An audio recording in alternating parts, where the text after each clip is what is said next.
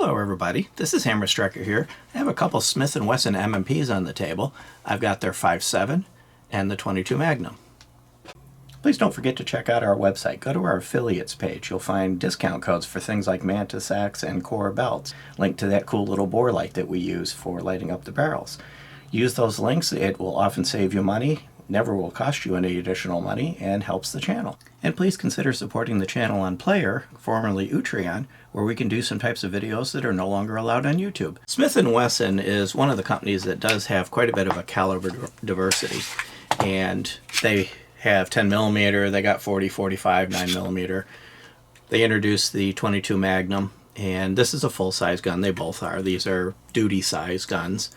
And there was a surge of popularity of manufacturers coming out with 5.7s, and Smith & Wesson is one of them. They released their 5.7. Ruger's also got one, PSA's got one, and of course there's the classic, the FN, the original.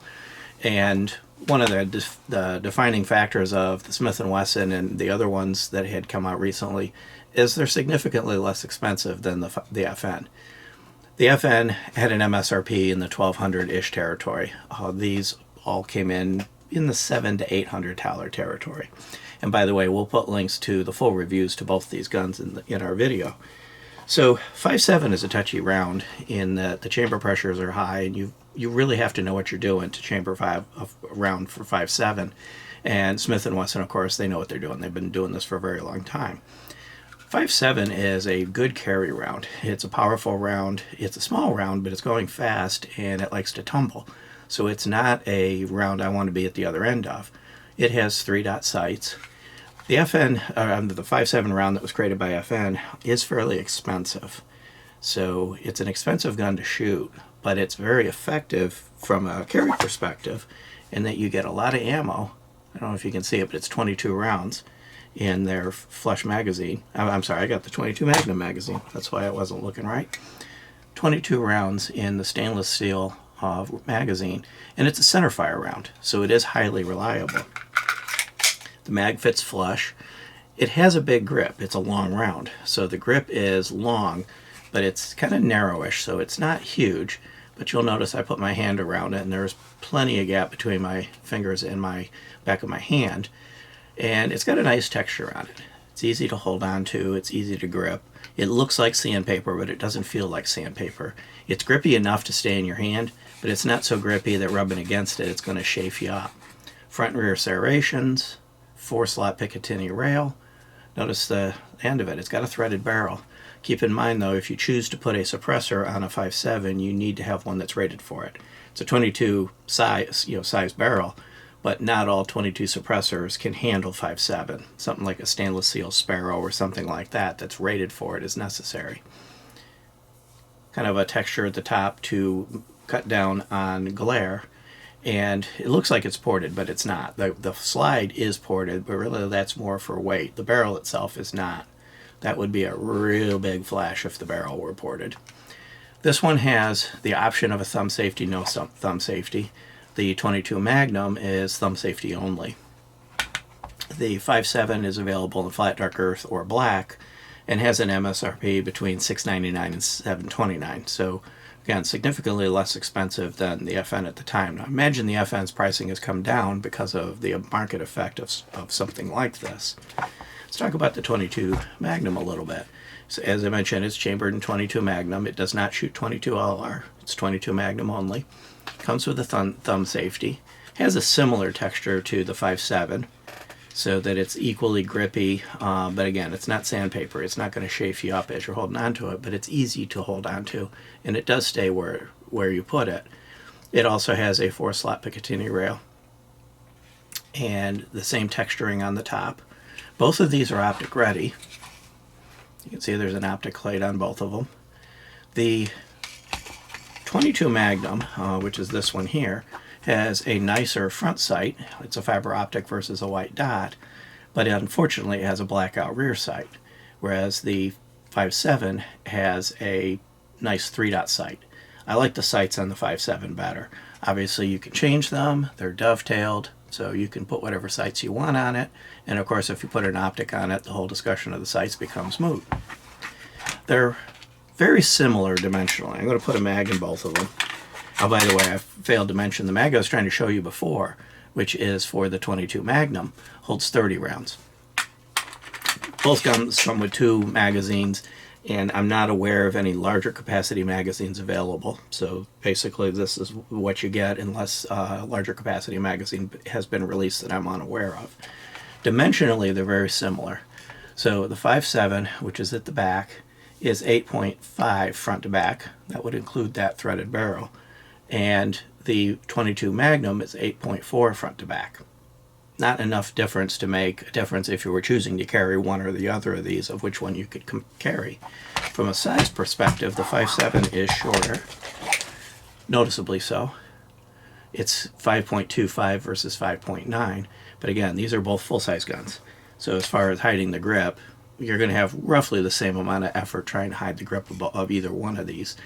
And thickness, they're very close. 1.1 for the 5.7 and 1.13 for the 22 Magnum. Weight, 31 ounces for the 5.7 and 24 ounces for the 22 Magnum.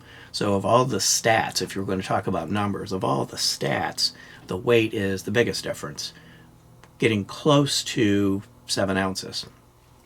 So, but again, with the ammo on these, both of these carry small, light ammo. So even fully loaded, neither one of these get much heavier when you fully load them. Partially, I mentioned safeties before, but let's finish with the safeties. They both have the inertial toggle on the trigger, both have the internal drop safeties. The 22 Magnum is available only with a thumb safety. There's no non-thumb safety option. And the 5.7 is available with or without. So they are designed to be drop-safe weapons. From a trigger perspective, the triggers on both of these are really good. I'm going to start with the 5.7 because that one's easy. Center fire, so I can dry fire it. It's not rated for constant dry fire, but this type of dry fire is going to be fine. So there's minimal take-up. Really short, nice, crisp, but very light break. That's the entire reset. So it's a nice, short, defined reset. You can hear it, and you can feel it just a little bit. And then again, you're right on the wall, and then the break. So the trigger on this is very good.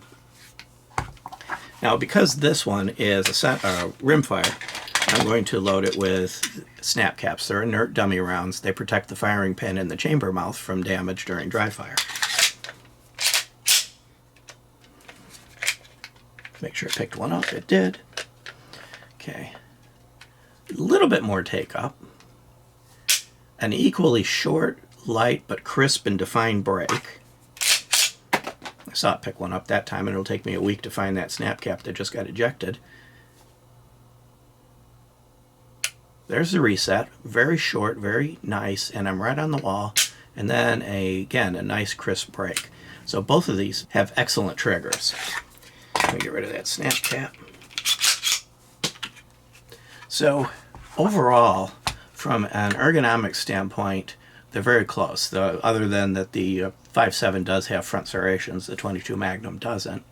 From a carry perspective, I personally don't like to use rimfire ammo for carry perspective. Not because of the gun, but the ammo is inherently less reliable. You get high quality rimfire and it's more reliable than some others, but centerfire ammo itself is more reliable. If I had to choose between these two for carry, I would definitely choose the 5.7. Centerfire, very known reliable. The ammo is pretty much was made by FN for their 5.7, and it's proven to be a very reliable round. There's a number of diversity in different bullet weights and things like that you can get for different outcomes of it. But I would choose the 5.7 to carry. For a range day toy, the 22 Magnum is actually a little more fun. It's a little less expensive to shoot, even though 22 Magnum's not cheap. It's cheaper than 5.7. You get this nice big plasma ball when you shoot it. It's loud, but it's not quite as loud as the 5.7. A lot of ranges will make you take the 5.7 over to the rifle range because it's so loud, whereas the 22 Magnum you can typically shoot in the pistol range, and that'll vary from range to range. But for a range day, I would go 22 Magnum. If you mean business, I would go with the 5.7. Both of these have, they're reliable guns. Smith Wesson makes good guns. The 5.7 actually has a stainless steel barrel, And as you can see, the machining quality and everything on them is very good. They're both internal hammer guns. From an MSRP perspective, it's $699 to $729 for the 5.7, depending on whether you get the black or the FDE. And the MSRP is $649 for the 22 Magnum. So 50 to 80 bucks cheaper for the 22 Magnum. That difference by a couple of boxes of 5.7, but probably not much more.